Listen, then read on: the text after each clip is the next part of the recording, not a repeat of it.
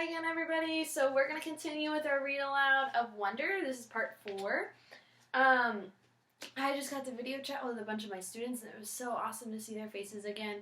So I hope that you are excited to continue reading this book with me, and I want you to get out a piece of paper and a pencil and try to answer the questions that I ask as we go through the 4th part of the story. So let's see here. So this chapter is called 1 to 10. Mom always had this habit of asking me how something felt on a scale of 1 to 10. It started after I had my jaw surgery when I couldn't talk because my mouth was wired shut. They had taken a piece of bone from my hip bone to insert into my chin to make it look more normal, so I was hurting in a lot of different places. My mom would point to one of my bandages, and I would hold up my fingers to show her how much it was hurting. 1 meant a little bit. 10 meant so much. Then she would tell the doctor when he made his rounds what needed adjusting or things like that. Mom got very good at reading my mind sometimes. After that, we got into a habit of doing the 1 to 10 scale for anything that hurt. Like if I said I just had some plain old sore throat, she'd ask 1 to 10, and I'd say 3 or whatever it was. When school was over, I went outside to meet Mom, who was waiting for me at the front entrance, like all the other parents or babysitters. The first thing she said after hugging me was, "So how was it? 1 to 10? 5, I said, shrugging, which I could tell totally surprised her. "Wow," she said quietly. "That's even better than I hoped for." "Are we picking Via up?" "Miranda's mother is picking her up today. Do you want me to carry your backpack, sweetness?"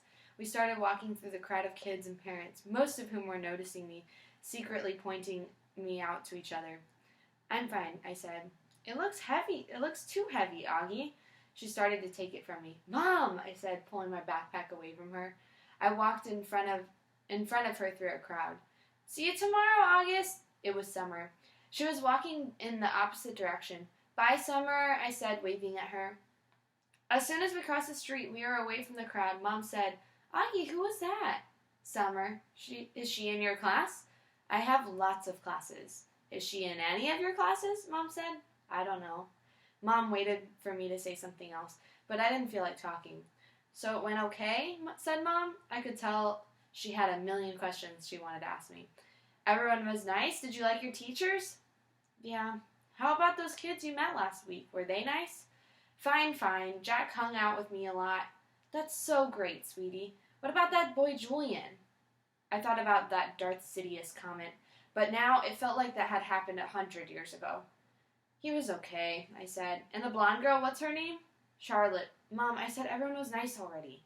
"Okay," Mom answered. I honestly don't know why. I was kind of mad at Mom, but I was. We crossed Amsfort Avenue, and she didn't say anything else until we turned onto our block. "So," Mom said, "how did you meet Summer if she wasn't in any of your classes?" "We sat together at lunch," I said. I had started kicking a rock between my feet like it was a soccer ball, chasing it back and forth across the sidewalk. "She seems pretty nice." "Yeah, she is." "She's very pretty," Mom said. "Yeah, I know," I answered. "We're kind of like Beauty and the Beast." I didn't wait to see Mom's reaction. I just started running down the sidewalk after the rock, which I had kicked as hard as I could in front of me. This next chapter is called Padawan. So before we move on, I want you to think of your first day of school. Let's think of your first day of school of 3rd grade. So what I want you to do is kind of do what Augie did. He rated his first day of school on how much it hurt, maybe how not physically hurt because he wasn't hurting when he was at school, but maybe how much it emotionally or mentally hurt, or if you were really nervous or you're having a really hard time, maybe that would be a 10. But if it went okay, you're a little bit of both, then maybe a 5. But if it went really well and it was awesome and you had a great day, then you're a 1. So I want you to think about how would you rate your first day of 3rd grade from 1 to 10.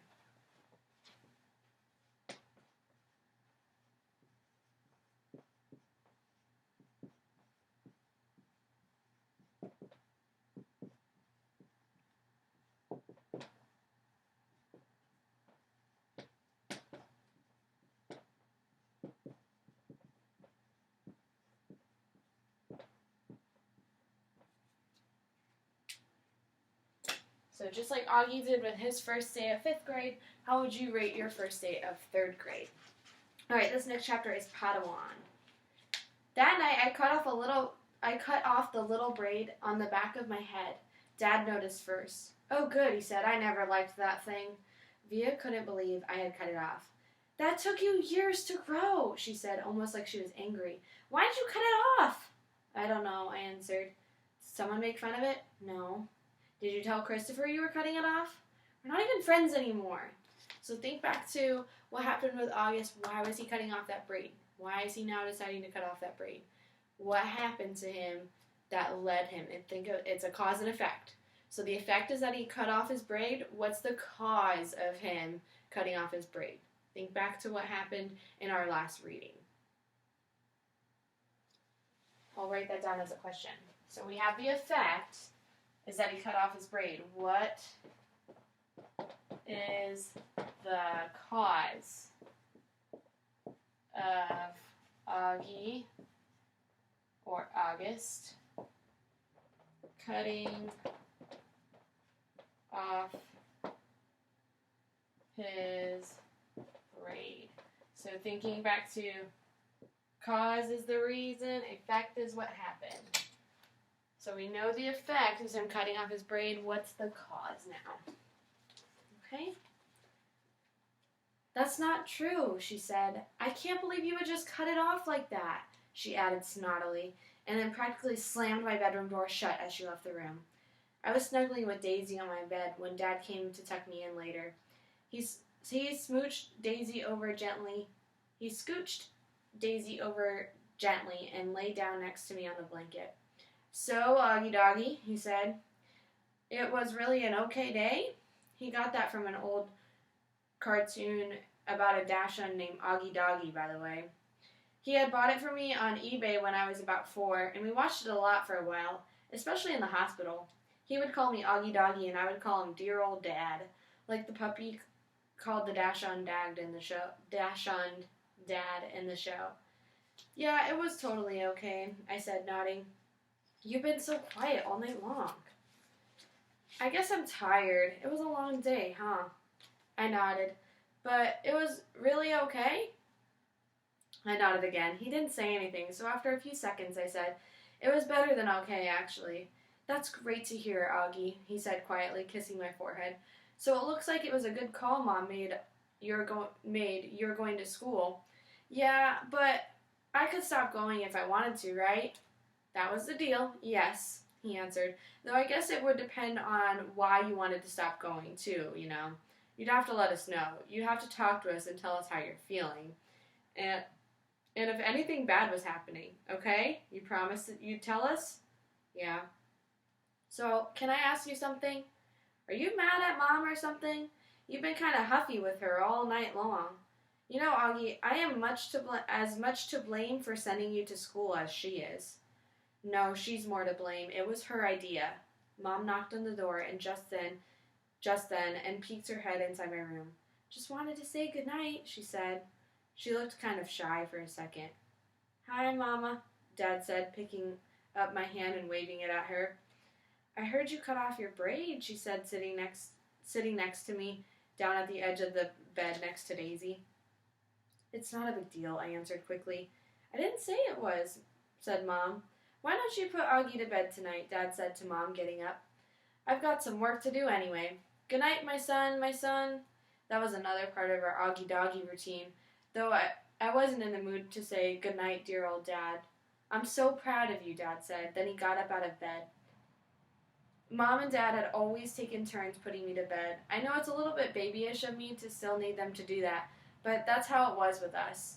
Will you check in on Via? Mom said to Dad as she lay down next to me. He stopped by the door and turned around. What's wrong with Via? Nothing, said Mom, shrugging. At least that's what she would tell me, but first day of high school and all that. Said Dad, and then pointed the finger at me and winked. It's always something with you kids, isn't it? He said. Never a dull moment, said Mom. Never a dull moment, Dad repeated. Good night, guys. As soon as he closed the door, Mom pulled the book she had been reading to me for the last couple of weeks. I was relieved because I was really afraid she'd want to talk. and I just didn't feel like doing that. But Mom didn't seem to want to talk either. She just flipped through the pages until she got to where she had left off. We're about halfway through The Hobbit. Stop, stop, shouted Thorian, said Mom, reading aloud. But it was too late. The excited dwarves had wasted their last arrows, and now the bows that Bjorn had given them were useless. They were a gloomy party that night, and the gloom gathered still deeper on them in the following days. They had crossed the enchanted stream, but beyond in the path seemed to straggle on just as before, and in the forest they could see no change. I'm not sure why, but all of a sudden I started to cry. Mom put the book down, and I wrapped her arms around me. She didn't seem surprised that I was crying. It's okay, she whispered in my ear. It'll be okay. I'm sorry, I said between sniffles. Shh, she said, wiping my tears with the back of her hand. You have nothing to be sorry about. Why do I have to be so ugly, Mommy? I whispered. No, baby, you're not. I know I am. She kissed me all over my face. She kissed my eyes that came down too far. She kissed my cheeks that looked punched in. She kissed my tortoise mouth. She said soft words that I know were meant to help me, but words can't change my face.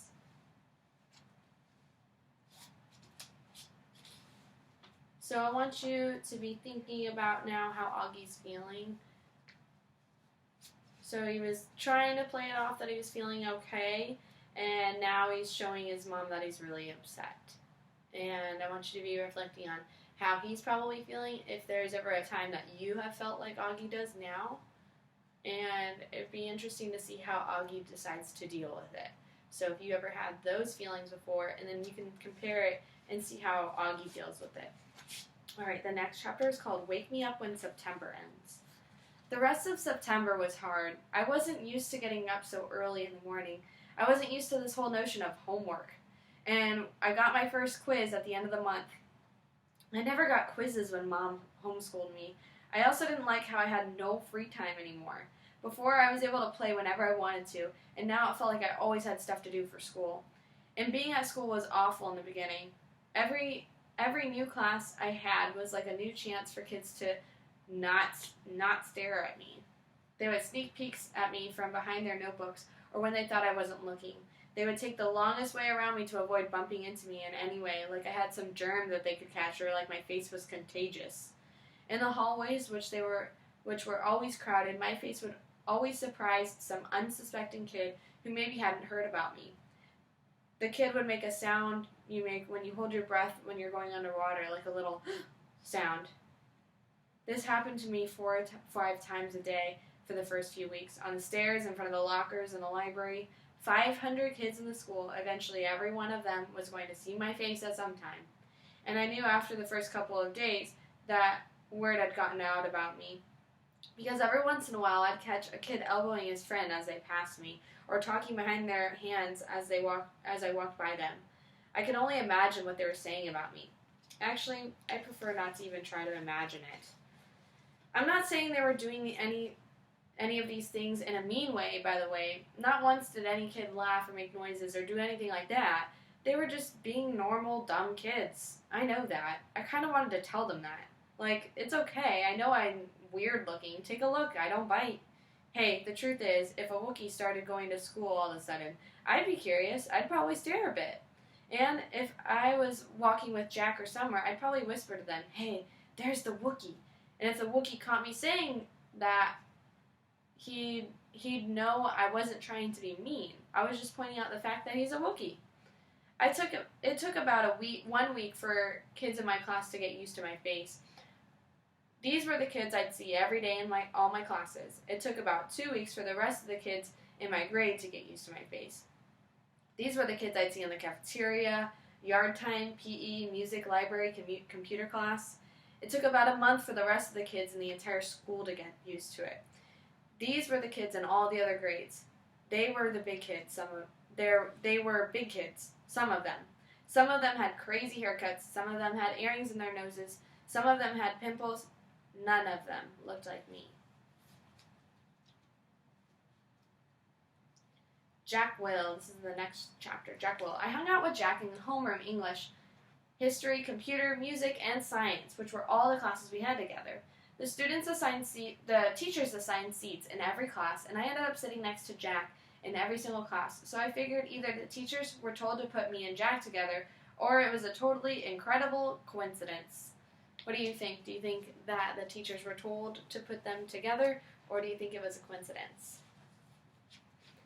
I walked to classes with Jack too. I know he noticed kids staring at me, but he pretended not to notice. One time, though, on our way to history, this huge 8th grader who was zooming down the stairs 2 steps at a time accidentally bumped us at the bottom of the stairs and knocked me down. As the guy helped me stand up, he got a look at my face, and without even meaning to, he just said, "Whoa." Then he patted me on the shoulder like he was dusting me off, and took off after his friends. For some reason, me and Jack started cracking up. "That guy made the funniest face," said Jack as we sat down at our desks. "I know, right?" I said. "He was like, whoa. I swear, I think he wet his pants." We were laughing so hard that the teacher, Mr. Roach, had to ask us to settle down. Later, as we finished reading about how ancient Sumerians built sundials, Jack whispered, "Do you ever want to beat those kids up?" I shrugged. "I guess I don't know. I'd want to. I think you should get a secret squirt gun or something and attach it to your eye somehow. And every time someone stares at you, you squirt them in the face. With some green slime or something," I answered. No, with slug juice mixed with dog pee." "Yeah," I said, completely agreeing. "Guys," said Mr. Roach from across the room, "people are still reading." We nodded and looked down at our books. Then Jack whispered, "Are you always going to look this way, August? I mean, can't you just get plastic surgery or something?" I smiled and pointed to my face. "Hello, this is after plastic surgery." Jack clapped his hand over his forehead and started laughing hysterically. "Dude, you should sue your doctor," he answered between giggles. This time the two of us were laughing so much we couldn't stop. Even after Mr. Roach came over and made both of us switch chairs with the kids next to us. How do you think August feels about having a friend like Jack?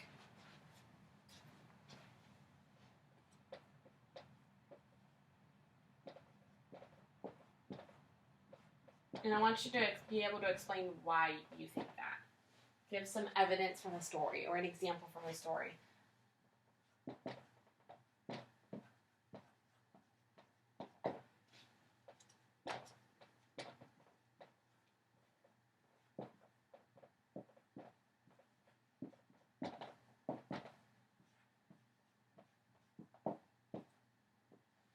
So we can think about what's been going on with them so far and what's been going on in this chapter.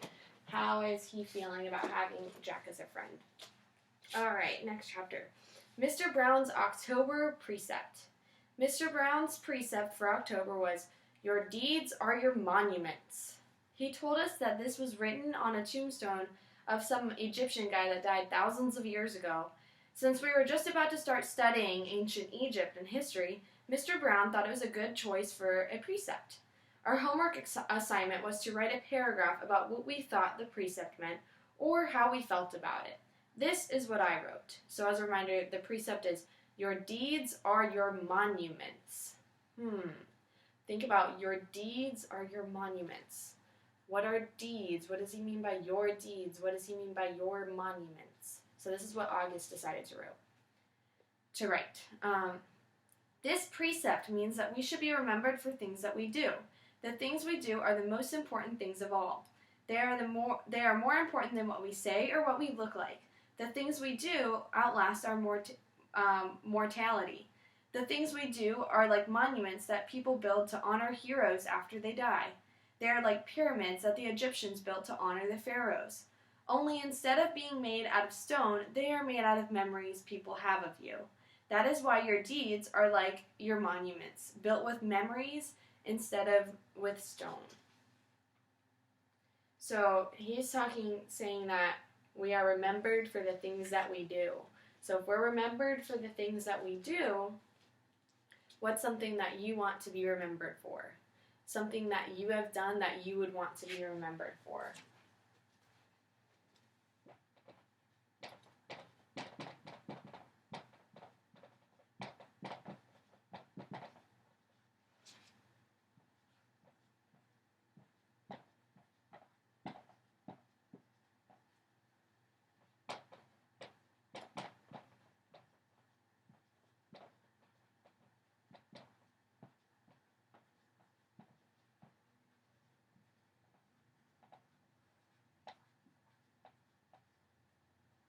So thinking about that, what's something that you want to be remembered for? Something you have done.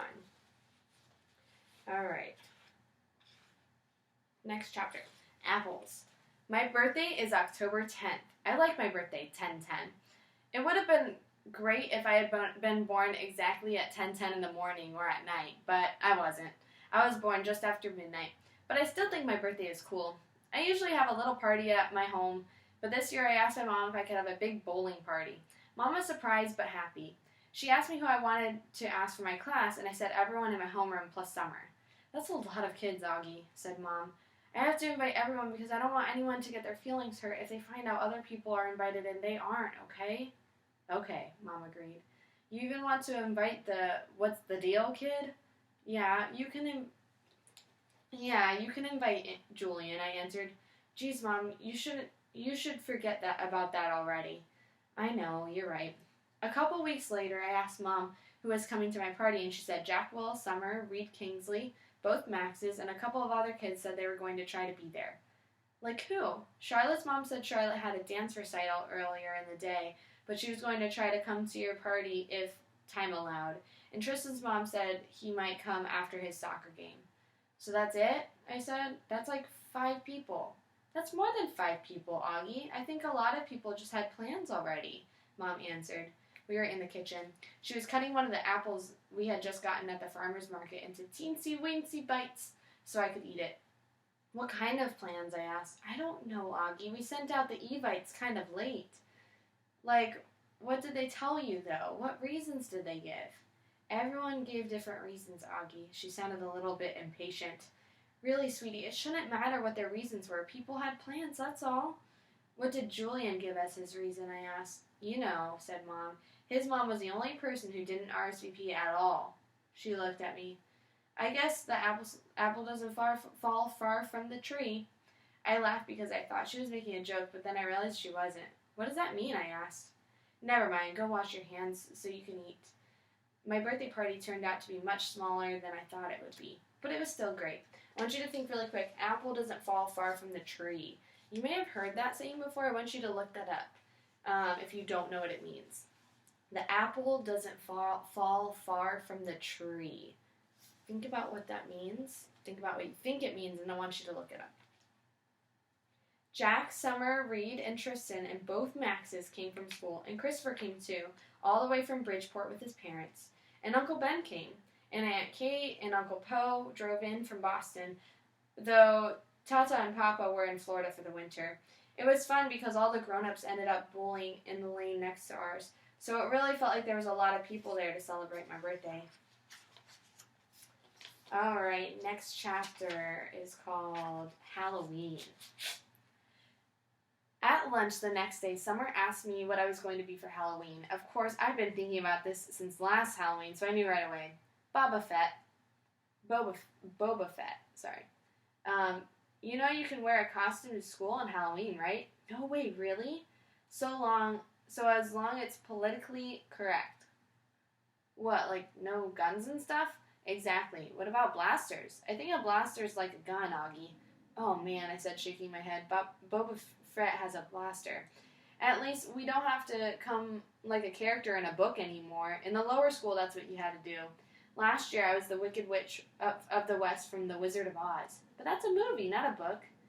Hello, Summer answered. It was a book first. One of my favorite books in the world, actually. Dad used to read it to me every night in the 1st grade. When Summer talks, especially when she's excited about something, her eyes squint like she's looking right at the sun. I hardly ever see Summer during the day since the only class we have together is English. But since that first lunch at school, we sat at the summer table together every day, just the 2 of us. So, what are you going to be? I asked her. I don't know yet. I know what I really want to go as, but I think it might be too dorky. You know, Savannah's group isn't even wearing costumes this year.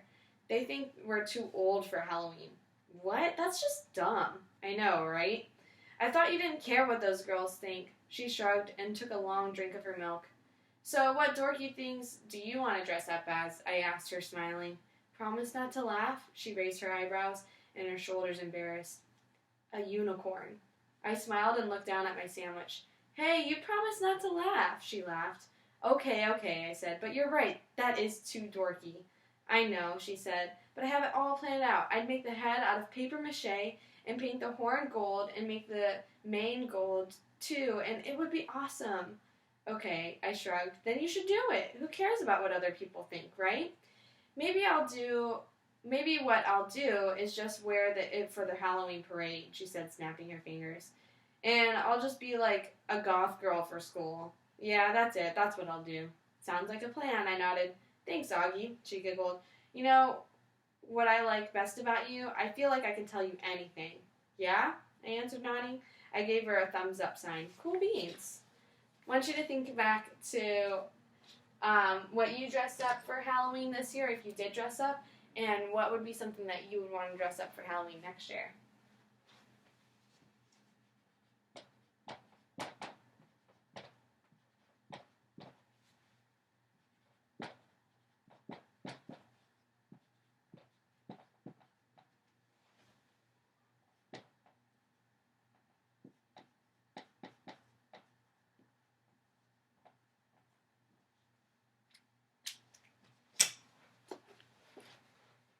Okay.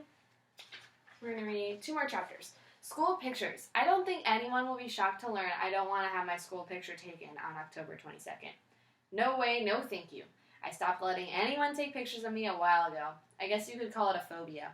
No, actually, it's not a phobia. It's an aversion, which is a word I learned from Mr. Brown's class. I have an aversion to having my picture taken. There, I used it in a sentence. I thought Mom would try to get me to drop my aversion to having my picture taken for school, but she didn't. Unfortunately, while I managed to avoid having the portrait taken, I couldn't get out of being a part of the class picture. Ugh. The photographer looked like he just sucked on a lemon when he saw me. I'm sure he thought I'd ruined the picture. I was one of the ones in the front sitting down. I didn't smile. Not that anyone could tell if I had. Alright, last chapter. The cheese touch. I noticed, well, before we get on to the next chapter, I want you to think about your school pictures. Were you nervous about your school pictures? Were you nervous to be in the class picture? Think about what it was like when you were doing school pictures. Or were you excited? Okay, next one. The cheese touch. I noticed not too long ago that even though people were getting used to me, no one would actually touch me. I didn't realize this at first because it's not like kids go around touching each other that much in middle school anyway, but last Thursday in dance class, which is like my least favorite class, Mrs. Tanabe, the teacher, tried to make Zena Chin be my dance partner. Now, I've never actually seen someone have a panic attack before, but I have heard about it, and I'm pretty sure Zena had a panic attack at that second. She got really nervous and turned pale and literally broke into a sweat within a minute, and then she came up to me with some lame excuse about having to go to the bathroom. Anyway, Miss Tanabe let her off the hook because she ended up not making anyone dance together. Then, yesterday in my science elective, we were doing this cool mystery powder investigation where we had to classify a substance as an acid or a base. Everyone had to heat their mystery powders on a heating plate and make observations. So we were all huddled around the powders with our notebooks. Now there are 8 kids in this elective, and 7 of them were squished together on one side of the plate, while one of them, me, had loads of room on the other side. So of course I noticed this, but I was hoping Miss Rubin wouldn't notice because I didn't want her to say something. But of course she did notice, and of course she said something. Guys, there's plenty of room on the other side. Tristan, Nino, go over there, she said. So Tristan and Nino scooted over to my side. Tristan and Nino have always been okay nice to me. I want to go on the record as saying that. Not super nice, like they go out of their way to hang out with me, but like okay nice. Like they say hello to me and talk to me like normal. And they didn't even make a face when Miss Rubin told them to go on my side, which a lot of kids do when they think I'm not looking. Anyway, everything was going fine until Tristan's mystery powder started melting. He moved his foil off the plate just as my powder began to melt too, which is why I went to move mine off the plate. And then my hand accidentally bumped his hand for a fraction of a second. Tristan jerked his hand away so fast he almost dropped the foil on the floor, while while also knocking everyone else's foil off the heating plate. "Tristan!" yelled Miss Rubin, but Tristan didn't even care that he had spilled the powder on the floor or that he had ruined the experiment. What he was most concerned about was getting to the lab sink to wash his hands as fast as possible. That's when I knew for sure that there was this thing about touching me at Beecher Prep.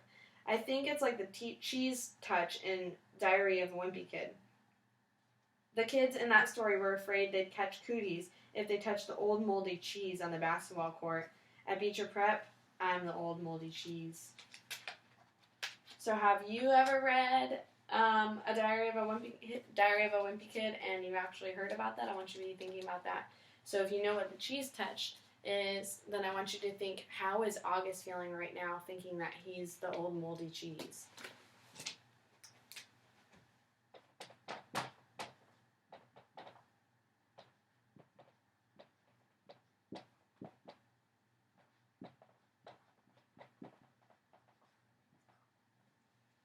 So let's wrap up really quick and review our questions that we have for this section.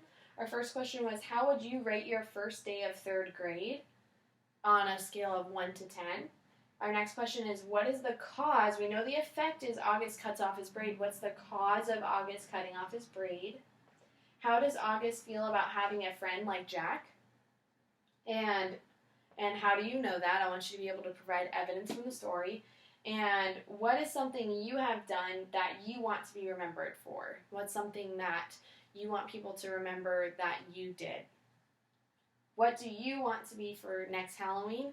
And then the last question, how is August feeling when he says that he is like the old moldy cheese?